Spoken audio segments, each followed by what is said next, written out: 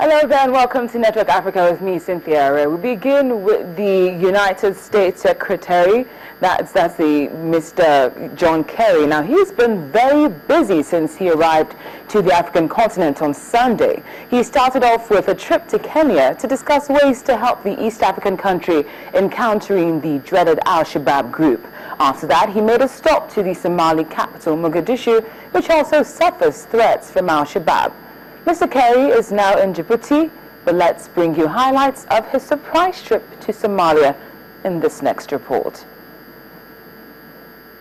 The U.S. Secretary of State, Mr. John Kerry, paid a surprise visit to Mogadishu on Tuesday, May the 5th. He was well received by the President of Somalia, Mr. Hassan Sheikh Mahmoud. They started with a few laughs, talking about the progress which Somalia has made. And then they got down to business, rubbing minds on what could be done to help rid Somalia of the dreaded Al-Shabaab, which still use territory they control to launch attacks. We all have a stake in what happens here in Somalia. The world cannot afford to have places on the map that are essentially ungoverned.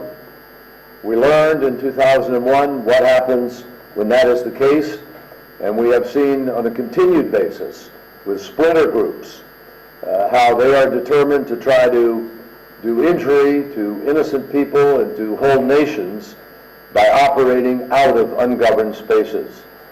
Mr. Kerry had more good news for Somalia. The world cannot afford to have places on the map that are essentially ungoverned. That is why Somalia's return to effective government is an historic opportunity.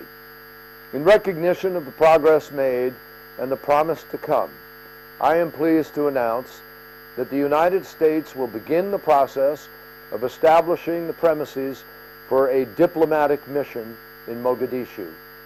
While we do not yet have a fixed timeline for reopening the embassy, we are upgrading our diplomatic representation. Pending confirmation by the Senate, a career diplomat will lead this effort as our first ambassador to Somalia since we closed our mission in January of 1991. And I look forward, as does the President, to the day when both the United States and Somalia have full-fledged missions in each other's capital city.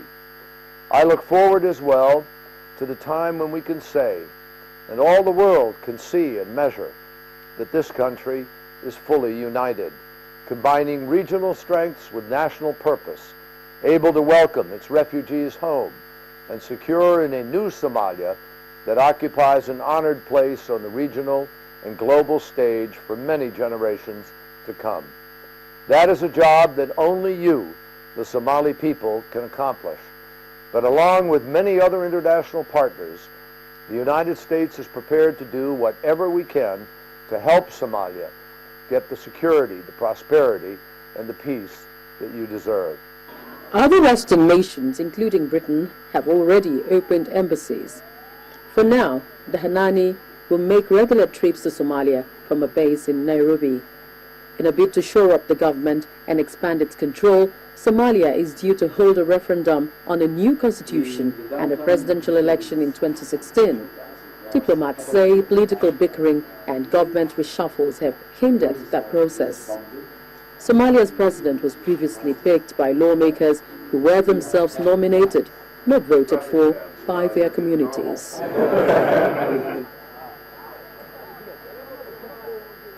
Joining us now via Skype from Kenya, Nairobi is the Voice of America's Gabe Joslow. Gabe, thank you so much for joining us again on Network Africa. Thank you.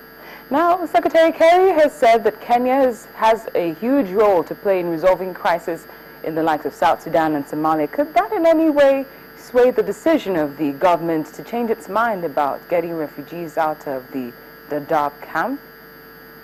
I think it's possible. During John Kerry's visit to Kenya, he announced that the United States would be donating an additional $100 million to the UN Refugee Agency for supporting the refugees that are already in Kenya. He emphasized that the return should be, if there is a return of the refugees, should be voluntary, And already today we've seen the Kenyan President, Uhuru Kenyatta, say that he agrees the return should be voluntary. So I think we've already seen the results that if it was, I don't know if we can attribute it to the Secretary of State's visit, but Kenya has softened its stance a bit from its original order that it would forcibly close down the camps and relocate Somali refugees.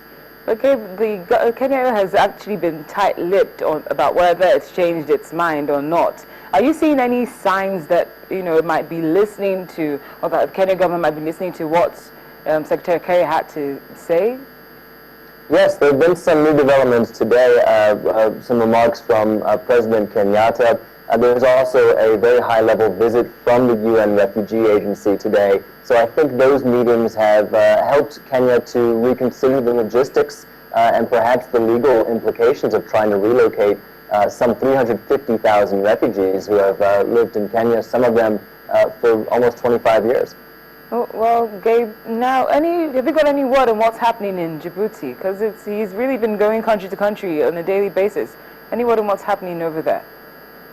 Yeah, well, John Kerry went to Djibouti today, and he's been discussing security, as has been the top of the agenda for much of his visit to the region. In Djibouti, the U.S. maintains a major military base. It has about 3,000 military personnel. It's also where a lot of U.S. drone activity originates from. These drones, for instance, that patrol the skies over Somalia, a lot of them originate from Djibouti.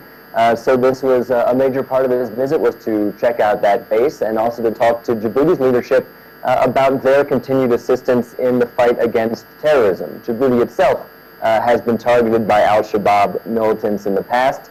And John Kerry was discussing these joint efforts with the leadership to continue to treat Djibouti as a partner in the war on terror. Okay, now, it's been almost a month, I believe, since the unfortunate Garissa University attack. How are things in Kenya at the moment? Is it still tense? Are people still living on edge, basically?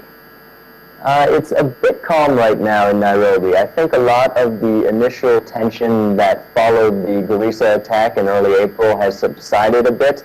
There's still a lot of questions people are asking and a lot of demanding of the Kenyan government to ensure that such attacks don't take place again.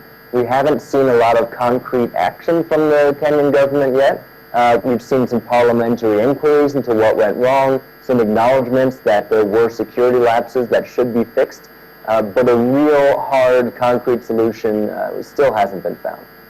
Oh, we will certainly be reaching out to you again. Thank you so much for your report, Gabe. We wish you well. Thank you. Thank you.